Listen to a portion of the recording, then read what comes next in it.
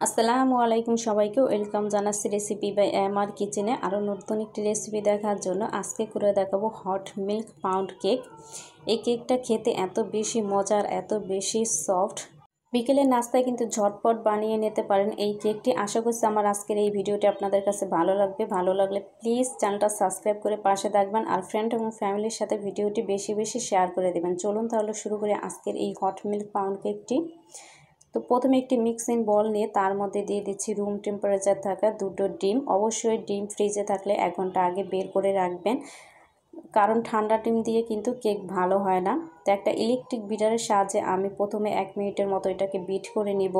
তো 1 মিনিটের মতো বিট করে নেওয়া হয়ে গেলে এখন এর মধ্যে আমি দিয়ে দিব হাফ কাপ পরিমাণে চিনি।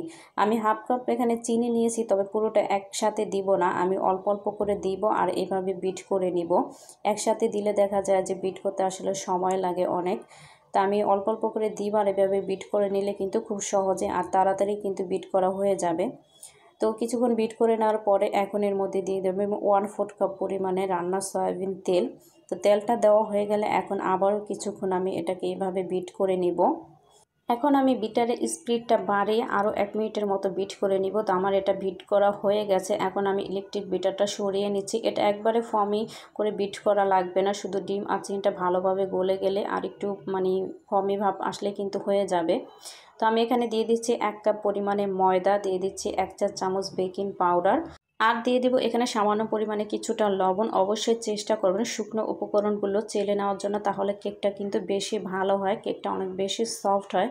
তো আমার চেলে নেওয়া হয়ে গেলে এখন আমি এটা সরিয়ে সব কিছু একসঙ্গে ভালোভাবে আবার একটু মিশিয়ে নিচ্ছি। তো মেশানো হয়ে গেলে এখন আমরা শুকনো উপকরণগুলো ডিমের মিশ্রণের মধ্যে অল্প অল্প করে দিব আর মিশিয়ে নেব। আমি একসাথে সবগুলো দিচ্ছি না, আমি অল্প অল্প করে এভাবে দিব আর মিশিয়ে নিব।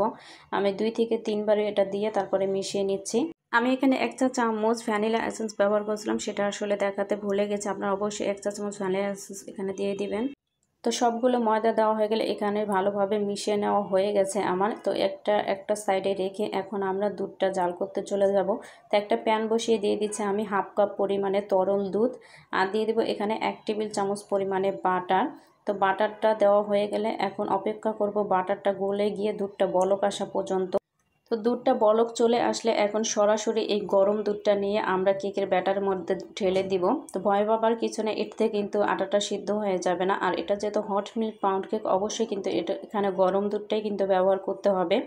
তো আমি সরাসরি দেখতে পাচ্ছেন প্যানটা ধরে কিন্তু সম্পূর্ণ দুধের মিশ্রণটা এর মধ্যে ঢেলে দিয়েছি। এখন একটা স্প্যাচুলার সাহায্যে খুব ভালোভাবে এর সঙ্গে মিশিয়ে নিতে হবে। তো আমার সব কিছু ভালোভাবে মেশানো হয়ে গেছে। এখন একটা সাইডে রেখে আমি একটা কেক মোল্ড নিয়ে নিচ্ছি। এখানে আমি 7.5 ইঞ্চি সাইজের একটা কেক মোল্ড নিয়েছি।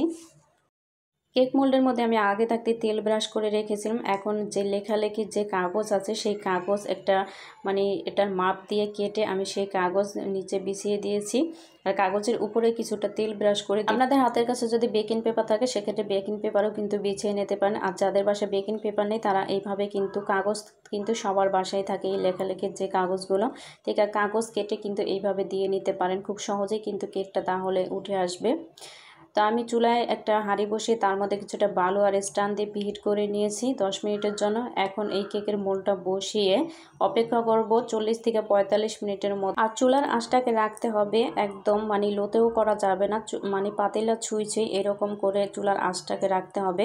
আর না হলে একদম লোতে করে যদি রাখেন তাহলে কেকটা হতে অনেক বেশি সময় লাগবে। তো আমার প্রায় 45 থেকে 50 মিনিটের মতো সময় লেগেছে কেকটা বেক হতে। আপনাদের চুলা আঁচের উপর ডিপেন্ড করে কিন্তু সময়টা কম বেশি লাগতে পারে। তো আমি একটা কাঠের সাহায্যে চেক করে নিচ্ছি, দেখছি কেকটা ভেতর থেকে বেক হয়েছে কিনা। তো আমার কেকটা ভালোভাবে বেক হয়ে গেছে। তা আমি নামিয়ে কেকটাকে ঠান্ডা করে এখন কেকটাকে মোল্ড আউট করে নিচ্ছি। অবশ্যই কেকটাকে ঠান্ডা করে তারপরে মোল্ড আউট করবেন, না হলে দেখা যাবে কেকটা কিন্তু বের করতে গেলে মোল্ড আউট করতে গেলে ভেঙে যেতে পারে। তো আমি একটা ছুরির সাহায্যে সাইড থেকে একটু ছাড়িয়ে নিচ্ছি যাতে করে খুব সহজেই কেকটা ভেতর থেকে বের হয়ে আসে। তো কেকটা সাইড থেকে ছাড়িয়ে নেওয়া হয়ে গেলে একটা কেক মোল্ডের উপরে আমি এটা বের করে নিচ্ছি। এখন নিচে যে কাগজটা দিয়েছিলাম সেটা আমি উঠিয়ে নিচ্ছি। আর কাগজ দেওয়ার কারণে কিন্তু খুব সহজেই দেখতে পাচ্ছেন যে মোল থেকে বের হয়ে এসেছে কেকটা, আর কতটা সফট হয়েছে দেখেন কেকটা। বিকেলের নাস্তায় কিন্তু খুব ঝটপট কিন্তু কেকটা বানিয়ে নিতে পারেন। বেকারির কেকের চাইতে বাসায় যদি এইভাবে আপনি কেক বাচ্চাদেরকে বানিয়ে দেন সেক্ষেত্রে কিন্তু খুব স্বাস্থ্যসম্মত হয় বাচ্চাদের জন্য। তা আমি কিন্তু আমার বাচ্চাদের জন্য বেশিরভাগ কেক কিন্তু আমি বাসায় বানিয়ে দিই। দেখেন কেক কাটার সাথে সাথে কিন্তু এক পিস কেক আমার ছোট্ট মেয়েটা নিয়ে নিয়েছে হাতে। আমার মেয়েটা মাশাআল্লাহ কেক অনেক বেশি পছন্দ করে, দেখেন সে একাই একটা কেক নিয়ে খাচ্ছে এখন। তা আমি আমার মন মতো কেকটাকে পিস করে কেটে নিচ্ছি। তা আপনারা আপনাদের মন মতো পিস করে কেটে নেবেন। একটা পিস দেখিয়ে দিচ্ছে কতটা সফট হয়েছে কেকটা, অনেক বেশি সফট হয় এই গরম দুধ দিয়ে কেকটা বানালে। তো আশা করছি আমার আজকের ভিডিওটা আপনাদের কাছে ভালো লেগেছে। ভালো লাগলে ভিডিওতে একটি লাইক দিয়ে দেবেন, আর ফ্রেন্ড এবং ফ্যামিলির সাথে ভিডিওটি বেশি বেশি শেয়ার করে দিবেন। আর আমার চ্যানেলটা যদি এখনও সাবস্ক্রাইব করে না থাকেন অবশ্যই চ্যানেলটা সাবস্ক্রাইব করে দিবেন। আল্লাহ হাফেজ সবাইকে।